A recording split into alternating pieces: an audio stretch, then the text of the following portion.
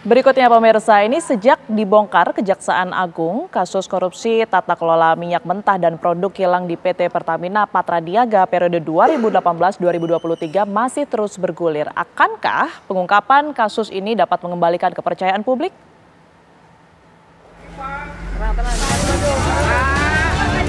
Senin malam 24 Februari 2025, publik kembali tercengang dengan skandal mega korupsi yang terjadi di negeri ini.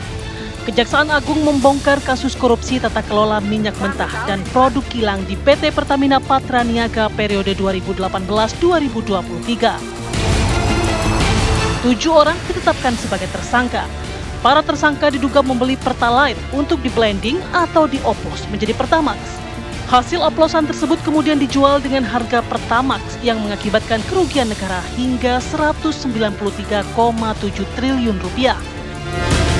Mereka yang terlibat diantaranya adalah Rifa Siahaan, Direktur Utama PT Pertamina Patraniaga, Sani Dinar, Direktur Feedstock di PT Kilang Pertamina Internasional, Yoki Firnandi, Direktur Utama PT Pertamina International Shipping, Agus Urwono, VP Feedstock Management PT Kilang Pertamina Internasional. Selain itu ada Muhammad Keri Andrianto Riza, Beneficial Owner PT Navigator Katulistiwa, Dimas Werhaspati, Komisaris PT Navigator Katulistiwa, dan Gading Ramadan, Komisaris PT Jengga Maritim. Kejaksaan Agung bergerak cepat. Selasa 25 Februari 2025, rumah dan kantor saudagar minyak Muhammad Riza Khalid, ayahanda dari salah satu tersangka, yakni Muhammad Keri Andrianto Riza, digeledah tim penyidik Kejaksaan Agung Republik Indonesia. Sejumlah barang bukti disita penyidik, diantaranya ada 2 CPO, uang tunai sejumlah 833 juta, 89 bundel dokumen, dan pecahan uang dolar. Selain itu, penyidik menemukan 34 ordner atau map besar untuk menyimpan dokumen. Di dalamnya terdapat berbagai berkas mengenai korporasi yang bertalian dengan kegiatan impor minyak mentah, termasuk shipping atau pengiriman. Tak cukup sampai di situ, Rabu 26 Februari 2025, Kejaksaan Agung memberi kejutan baru. 2 tersangka baru dalam kasus korupsi tata kelola minyak mentah Pertamina ditetapkan. Kedua tersangka yakni Direktur Pemasaran Pusat dan Niaga PT Pertamina Patraniaga, Maya Kusmaya, dan Edward Korni selaku VP Trading Operation Pertamina Patraniaga. Kedua tersangka tersebut diduga melakukan tindak pidana bersama-sama dengan 7 tersangka yang kemarin telah kami sampaikan di hadapan teman-teman jurnalis. Tersangka MK, saya singkat ya biar cepat ya, dan tersangka EJ atas persetujuan tersangka RS melakukan pembelian RON 90 atau lebih rendah dengan harga RON 92, sehingga menyebabkan pembayaran impor produk kilang dengan harga tinggi dan tidak sesuai dengan kualitas barang.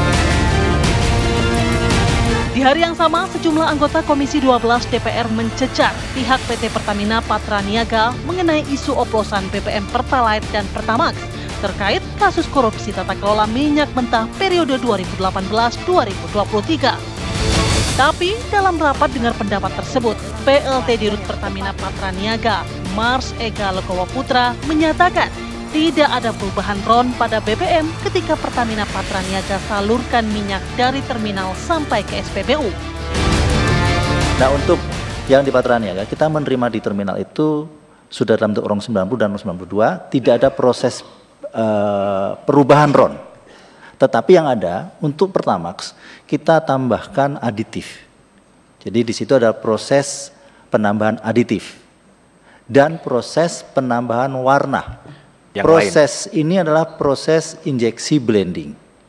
Proses blending ini adalah proses yang common dalam produksi minyak yang merupakan bahan cair. Karena minyak ini bahan cair. Jadi memang pasti akan ada proses blending. Ketika kita menambahkan proses blending ini, tujuannya adalah untuk meningkatkan value daripada produk tersebut. Apa daya, penjelasan PLT Dirut Pertamina Patraniaga tersebut tidak membuat kemarahan publik mereda. Ramai di media sosial memperlihatkan SPBU swasta yang diserbu masyarakat akibat kecewa adanya kasus dugaan pengoplosan BBM ini. Sementara itu, Kejaksaan Agung belum berhenti melakukan penyidikan. Akhir Februari lalu, 2 hari berturut-turut penyidik menggeledah 2 perusahaan di Banten. Di antaranya gedung PT Orbit Terminal Merak, OTM di Cilegon, Banten, yang diduga milik Muhammad Keri Andrianto Riza. Penyidik menduga kantor tersebut digunakan sebagai tempat blending bahan bakar minyak terkait skandal tata kelola minyak mentah. Dan juga sebuah kantor di kawasan Tanjung Gerem, Merak, Banten yang diduga menyimpan dokumen terkait skandal tata kelola minyak mentah. Kini publik menanti kejutan apa lagi yang akan diberikan Kejaksaan Agung? Masih adakah tersangka baru lainnya? Atau akankah pengungkapan skandal mega korupsi ini benar-benar membersihkan praktik tipu-tipu atau hanya untuk memasukkan pemain baru? Tim TV One mengabarkan.